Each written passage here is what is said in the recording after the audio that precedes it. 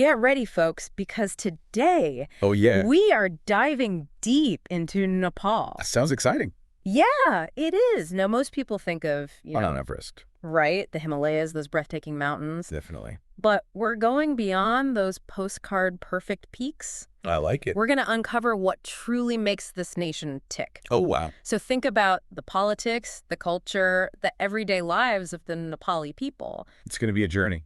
It is. Imagine, landing in Kathmandu, that bustling capital. I've heard it's wild. Oh, it is. And especially during those vibrant festivals like Dashain. I've read about that one. Yeah, and we're going to talk about that. Cool. But we're also going to consider the undercurrents of political change and social dynamics. That makes it so fascinating. Yeah, that's what we're exploring today. So Nepal's really like a microcosm, I think. Oh, yeah. You see these global trends playing out there. Like what?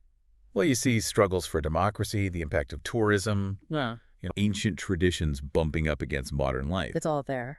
It's all packed into one. So to help us unpack all of this, you were kind enough to share That's great. a personal blog from a traveler who experienced oppression firsthand. A great read. It is. And we also have some really insightful articles about Nepal's political landscape. For some context. Exactly. So where do we even begin with a country as layered and complex as Nepal? Well, I think... What's a good starting point? Well, you have to grasp the sheer diversity of Nepal. Over 100 ethnic groups, 92 languages.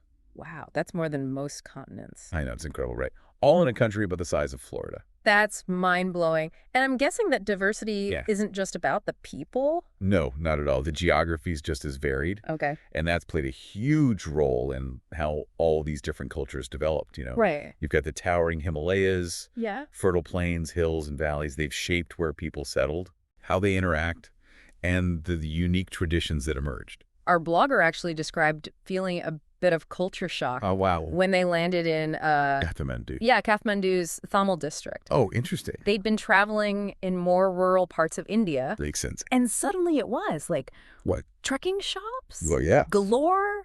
Travelers prepping for Everest? It's the place to be. It's a total gearhead paradise. Well, Thamel really shows you how big tourism is for Nepal's economy. Makes sense. But it's a double-edged sword, right? How so? Well, it brings in money, but it can also really change the culture. Yeah, that makes sense. But it's vital for their economy, and that ties directly into... politics. Exactly, their political landscape. Speaking of which... Oh, yeah, we can't forget about Nepal's political roller coaster. Oh, it's a wild ride. It really is. I mean, talk about a dramatic storyline. Absolute monarchy. Right. A Maoist insurgency, attempted coups, and now...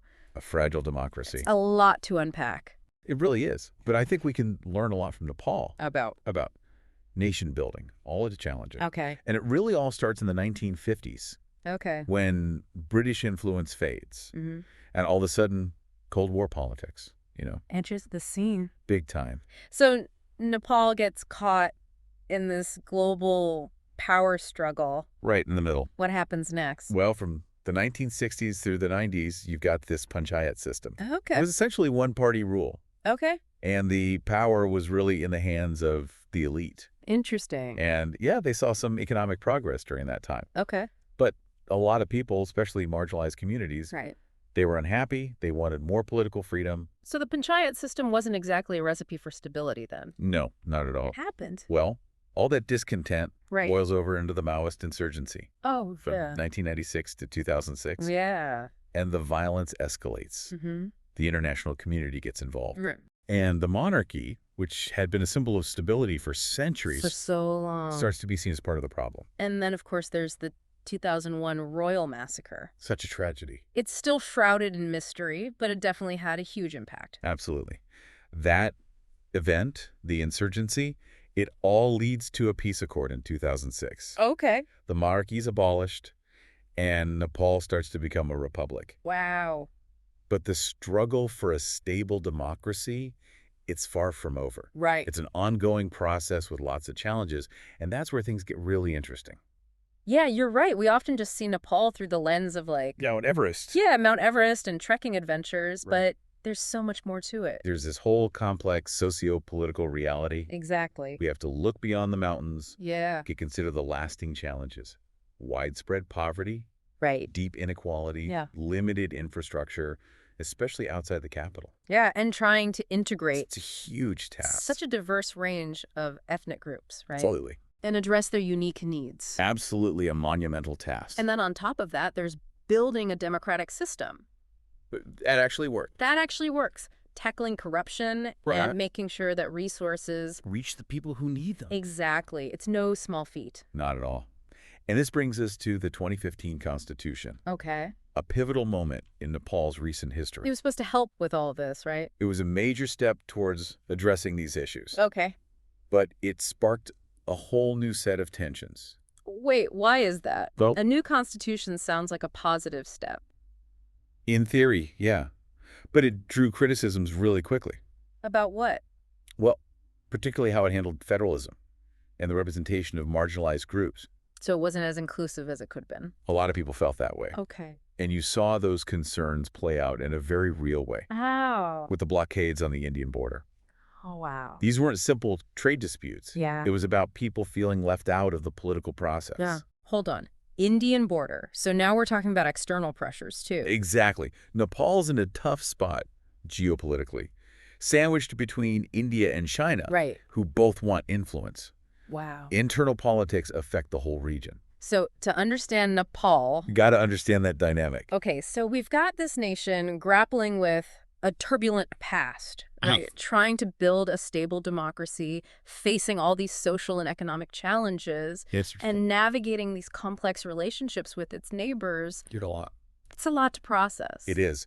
But that complexity is what makes Nepal so fascinating. Yeah. And, in the middle of all this, you have these incredibly resilient people with a vibrant culture that's thriving against all odds. Our blogger described Kathmandu as Yeah. like sensory overload, Oh, I bet. bustling markets, Yeah. religious festivals like Dashain with its animal sacrifices. Yeah. It's not always pretty, I can imagine. but it's incredibly real and vibrant. You see, beyond all the turmoil and challenges, Yeah. there's this spirit in Nepal that it's hard to describe. Yeah. And that's reflected in their culture, their traditions, their daily lives. I'm starting to understand why you find Nepal so captivating. Oh, yeah. It's more than just mountains and temples. It is. It's a microcosm of the human experience, So true. full of contradictions, resilience, and this deep well of cultural richness. Exactly. To understand that richness, you have to look at the lives of the people. Perfect, because up next we're going to do just that. We'll delve into the heart of Nepal, its people. Okay. We'll explore that tapestry of ethnic and caste groups, their unique stories, and how they are shaping the nation's future. It's going to be fascinating. It is. So we've talked about all the political stuff, Oh, yeah. but I really want to talk about the Nepali people. Of course. You know, with over 100 ethnic groups. It's incredible. We're talking about a really diverse population. It's more than just numbers, though. What do you mean? Well, each group has its own distinct history, language, Right. traditions, and even relationships with power structures. It's really complex. Yeah, and that complexity makes Nepal so fascinating. Makes sense. But it also creates a lot of their socio-political challenges. Right, I see that. Our blogger talked about meeting all these different groups. Oh, yeah. Like the Bahun, Cheptri, Tharu, Tamang. The Norse. It's like this living tapestry of cultures Exactly. And you can't understand Nepal without understanding those dynamics. between the groups. Exactly. Like the Bahun and Chetri, Mm-hmm. they've historically been dominant, Where? particularly in the hill regions, Okay. while other groups like the Tharu and Medhizi Right. in the southern plains have often felt marginalized.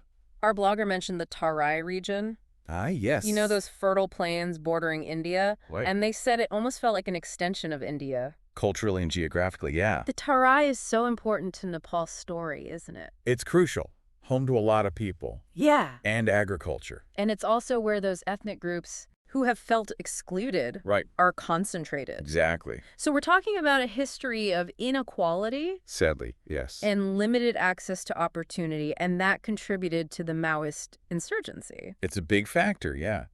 The Maoists found support in the Tarai, Okay. where people were frustrated with poverty, Yeah. lack of representation, feeling ignored by the government. So it wasn't just ideology. Not at all. It was about real people's experiences. Exactly, and wanting change. And even though there was the peace accord, the monarchy was abolished. Huge steps forward. Some of those underlying issues are still there. Yeah, a lot of them. The 2015 Constitution tried to address some of it Through federalism, right? Yes, dividing the country into provinces. With more autonomy. Exactly. Likely. It didn't quite work. We talked about that. Yeah, it sparked criticism. And it led to those blockades. On the Indian border, exactly. And those weren't just about trade. No. It was deeper than that. It was about dissatisfaction. Yeah. Especially among groups in the Tarai. They didn't feel represented. Yeah, they felt the Constitution didn't go far enough. It's like every time we dig deeper into Nepal, It gets more complex. we find another layer of complexity.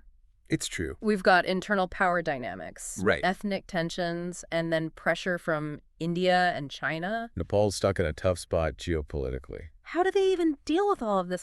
Poverty, inequality, It's a lot. ethnic tensions, geopolitical pressures. It's so much to juggle. It is, but I think it starts with recognizing there's no easy answer. Okay. Nepal needs institutions that are inclusive, Right. guarantee equal access for everyone. To resources and opportunity. Exactly. They need to address the past, build trust between communities. It's tough, though. It's really hard. Our blogger talked about foreign aid Oh, yeah. and how a lot of it didn't help the people who needed it. It's a problem. It ended up benefiting the elites. Sadly, that happens. Corruption has been a huge issue.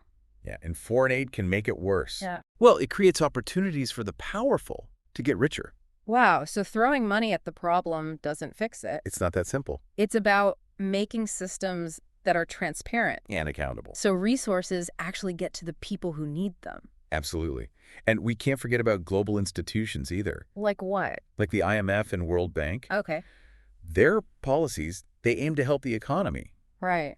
But they often cut social programs, and that hurt the poor the most. It's like this puzzle where the pieces keep changing shape. It's really complicated. You've got all these internal factors, external pressures, and then good intentions backfiring. It's hard to keep up. It is. But, even with all that, Yeah. there's this amazing resilience. Oh, yeah. That vibrancy in the culture, warmth in the people. It shines through. It really does. When I was reading the blog, Yeah. you could feel the author's connection with the people they met, the sense of community, I love that. sharing laughter and struggles. This is the heart of Nepal. It really is. And that's what gives me hope. Me too. Yeah. And yes, there are huge challenges, but that spirit, That determination. it's so inspiring. It is. And to understand Nepal, you have to understand that spirit. Because it's not just about the politics and economics. No, it's about the culture. That spiritual fabric that ties them together. Gives them strength. And a sense of identity. And that's something we need to explore more. Absolutely. We've talked about all the challenges, Oh. but what about the other side? Exactly. How do those cultural and spiritual aspects help their resilience? Let's dive into that next. It's amazing how much we've learned about Nepal already. It is a fascinating place. It really is. But I'm so intrigued by what you said about the cultural and spiritual side of things. Yeah. Like, that's key to understanding how they face all these challenges. Oh, absolutely. You can't understand Nepal without understanding that. Our blogger really captured it well. Did they? They described Kathmandu during Dashain.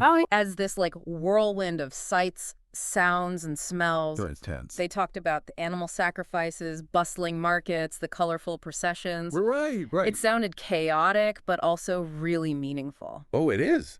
Dashain's like their biggest festival. Really? Yeah, it's a celebration of good over evil, time for families to get together, feast, offer thanks. To who? To the goddess Durga. You know what really stuck with me? The Kumari. The living goddess. Yeah. Can you imagine a young girl embodying a divine energy? It's a powerful tradition. Revered by Hindus and Buddhists. It shows you how religion works in Nepal. How so?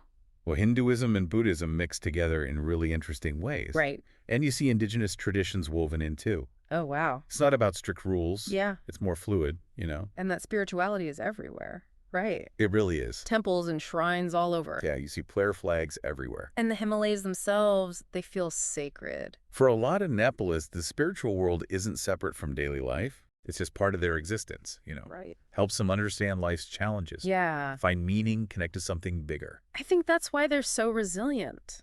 I agree. Like, it gives them inner strength It sets a perspective. to handle the ups and downs. Exactly. Yeah. When you're dealing with poverty, instability, natural disasters, Yeah. having that spiritual grounding can really help. And we can't forget about Buddhism either. Of course. Nepal is the birthplace of the Buddha. Right. Lumbini, I remember reading about that. It draws pilgrims from all over. Wow. Buddhism's had a huge impact on Nepali culture. You see it in everything, huh? The art, architecture, philosophy. Their everyday interactions even. It adds another layer to this tapestry of traditions. So you have this blend of Hinduism, Buddhism, and those indigenous practices all influencing each other. You don't see that everywhere. And that diversity isn't just in religion, right? It's everywhere. In the music, dances, art, food. It's like a cultural melting pot. Unlike any other. It makes me think about the blogger's experience. Yeah. They said Tamil was touristy. It is, very much so. But they wanted to go beyond that. To experience the real Nepal. Yeah, the more authentic side of life. It's important to do that. You know, tourism can be good and bad. It's a double-edged sword. It brings in money, new ideas, but it can also exploit traditions. Yeah, people feel pressure to change for tourists.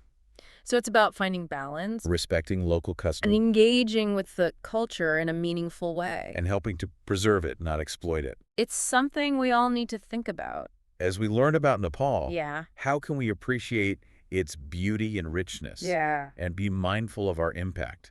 That's such a great question. This deep dive has been amazing. I've enjoyed it. We've gone from the Himalayas to the streets of Kathmandu. We've covered a lot. Explored the politics, the culture, the spiritual heart of Nepal. It's been quite a journey. And there's just so much more to Nepal than we see in those brochures. Oh yeah, there's a depth and complexity there. That deserves our attention and respect. As you learn more, I encourage you to keep asking questions, Yeah. seek out different perspectives, and engage with Nepal and its people with an open mind and heart. What a journey this has been. Thank you for joining us on this deep dive into Nepal. It's been a pleasure. We hope you've gained a new appreciation for this incredible country. And its people. And until next time, keep exploring, keep learning, and keep diving deep.